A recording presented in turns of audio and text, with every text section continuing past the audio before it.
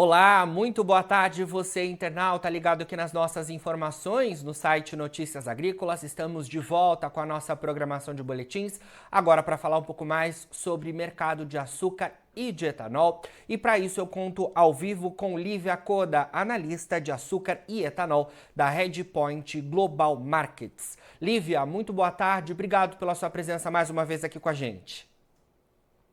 Esse convite. Bom, Lívia, queria começar falando um pouco mais sobre mercado antes da gente avançar sobre números que vocês divulgaram recentemente, né? Sobre a safra 2023-2024 e também a safra 2024-2025, porque a gente vê que o mercado de açúcar na Bolsa de Nova York e de Londres tem oscilado nos últimos dias. E hoje quedas predominaram ali as cotações, apesar de os preços em Nova York até avançarem acima de 22 centavos de dólar por libra-peso, um patamar bastante interessante. Queria que você analisasse para a gente esses recuos de hoje, o que aconteceu nos terminais externos para o adoçante. Então, nós tivemos 2 semanas de alguma variação no preço, né? Mas lembrando que essa variação ela não saiu de um limite desde o vencimento do contrato de março, né? Onde maio se tornou o primeiro contrato, né? O contrato que está sendo tradeado em maior volume. A gente não viu uma volta acima de 22 cents do contrato de maio, né? A gente viu aí, foi um pouquinho, voltou e está aí preso nesse range que a gente tem visto nas últimas 2 semanas, né?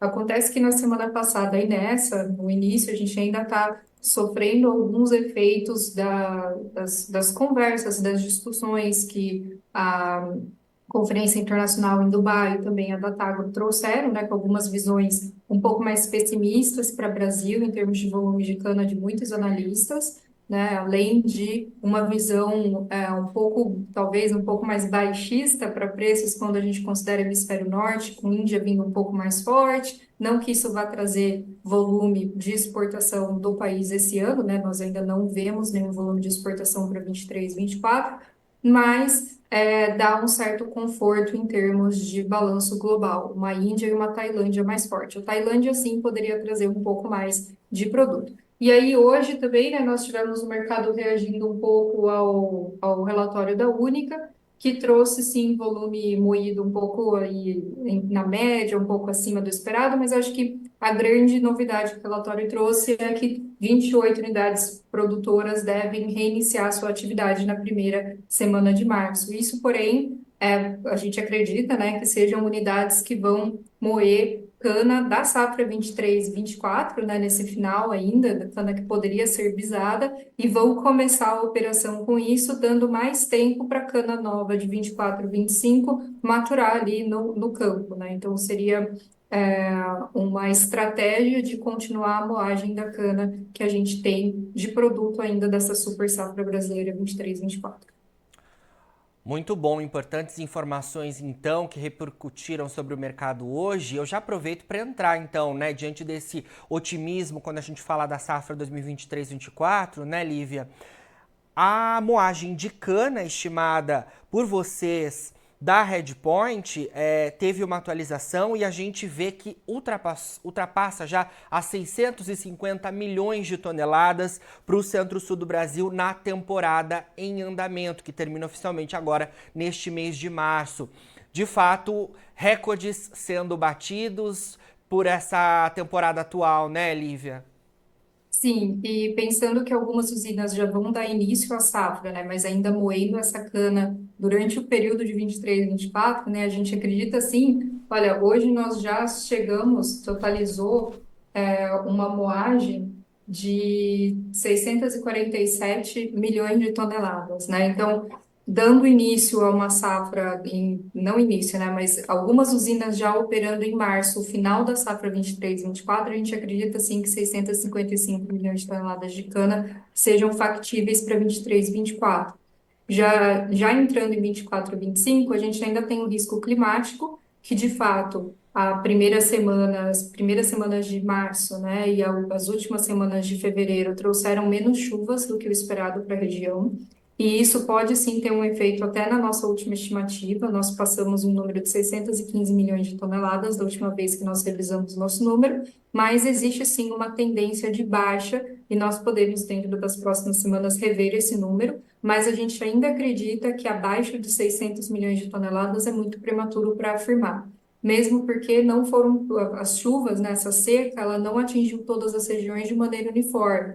Nós temos aí regiões mais do norte do estado de São Paulo, entrando ali no Triângulo Mineiro, que foram mais penalizados pela falta de chuva, né, pela seca entre dezembro, janeiro e agora fevereiro, mas nós temos muitas regiões mais em direção do Paraná e do Mato Grosso do Sul que não foram tão afetadas, né, estão aí próximas à média ou até entre a mínima histórica e a média, mostrando que talvez nós não tenhamos um efeito tão catastrófico em relação à redução de cana. Lembrando que, assim, mesmo que a gente tenha uma revisão para 605 milhões de toneladas, ou mesmo que o mercado esteja sinalizando de forma correta, abaixo de 600 milhões de toneladas, o número ainda é bastante superior ao que o Centro-Sul fez e tem feito nas últimas safras, né? Então, nenhum dos cenários é exatamente catastrófico. A única coisa é que nós hoje estamos um pouco mais otimistas e estamos aí vendo um range entre 605 milhões de toneladas a 615 milhões de toneladas para a próxima safra.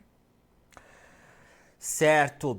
Lívia, diante desse cenário para a próxima safra, esses números que você trouxe para a gente, que há a possibilidade de serem reduzidos nas próximas estimativas de vocês, quando a gente olha os dados em relação à produção de açúcar, por exemplo, a gente não vê tanta diferença, né? Na temporada 2023-24, a estimativa de vocês é de uma produção de açúcar de 42,4 milhões de toneladas. E olhando para safra que vem, né, a safra que começa oficialmente em abril deste ano, a previsão é de 41,9 milhões de toneladas.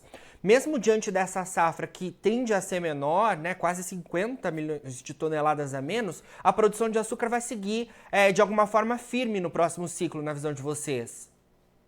Sim, nós temos uma tendência dentro do mercado interno aqui do Brasil que o açúcar ele tem pago um prêmio em cima do etanol e esse prêmio foi o suficiente para a gente ver muito investimento sendo feito e reportado pelas usinas nos últimos 2 anos em termos de cristalização.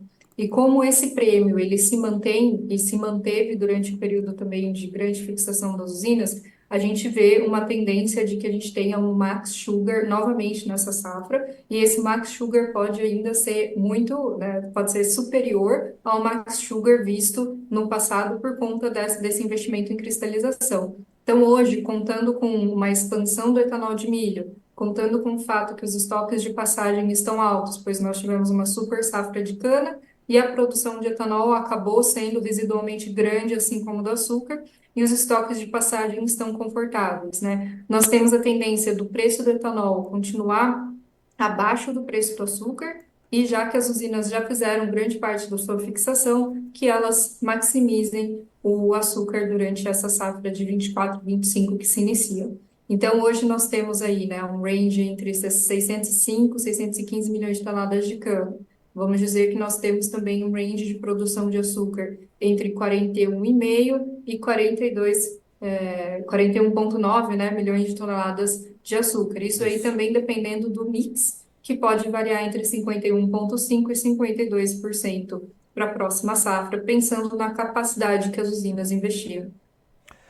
Lívia, o mix na temporada 2023-2024 já foi, né, bastante surpreendente, né? Tô pegando aqui os dados de vocês, 48,9%, né, o mix de açúcar. E a expectativa então para este novo ciclo de ser até maior, segundo você trouxe pra gente. Esse seria um nível recorde para Centro-Sul do Brasil? Sim, seria um nível recorde. Essa safra, né, até no último relatório que a gente tem da Única que saiu hoje, eles já estão contabilizando 49%, Uhum. entre abril e 1º de março, né, em termos de sugar mix. Isso é um recorde comparado com as últimas safras. E se nós movermos aí para 51,5, 52, também tem esse potencial que vai ser uma quebra de recorde novamente, explicitando todo esse investimento que foi feito no setor. Excelente. Lívia, vamos falar um pouquinho sobre etanol também, né? Porque é um produto que tem sido impactado há algum tempo, diante desse cenário que é muito difícil de se competir, né? Do açúcar já desde o ano passado. Muitas usinas a gente ouve que tem, né, feito investimentos para que de fato possam, né, operar das duas formas, produzir etanol e também produzir açúcar. Algumas não tem como, são somente destilarias e se voltam à produção do biocombustível. Como é que ficam as análises para essa próxima safra, olhando o etanol, que é esse produto que tem sido impactado nos últimos tempos? Assim, o preço do etanol em si, a gente não vê passando o preço do açúcar, né? A gente tem aí essa situação no mercado doméstico de etanol de que a demanda ela ainda está fragilizada. Claro, teve uma recuperação nos últimos 2, 3 meses, né, desde o começo do ano, desde dezembro, onde teve uma guinada aí na demanda por combustível, mas mesmo assim, né, dezembro ficou um pouco aquém, agora nós estamos vendo que tem aumentado as vendas de combustível, mas essa recuperação ela é recente. Então, caso a gente tenha um crescimento da demanda e esse crescimento da demanda comece a impulsionar preço, a gente não acredita que isso se sustenta por muito tempo, porque a demanda ela ainda está fragilizada e nós temos uma manutenção do preço do combustível fóssil mais reduzido na bomba. Então, caso o preço do etanol comece a reagir, precisaria ter uma reação também do combustível fóssil para que essa paridade se mantivesse e a gente conseguisse ter uma sustentabilidade de uma reação do etanol. Como nós não temos indícios ainda de que isso poderia acontecer, dado que o governo tem mantido o preço abaixo, né, baixo na bomba da gasolina, então nós poderíamos ter um corte da demanda antes desse preço sequer chegar próximo ao nível do açúcar. Então, em termos para o mercado alcooleiro, né, a gente não tem uma perspectiva 100% positiva em termos de preço, mas sim tem potencial para aumentar, né, tem potencial para ter um ano um pouco mais favorável do que no ano passado, caso a demanda de fato esteja mais aquecida do que o que a gente viu no ano anterior.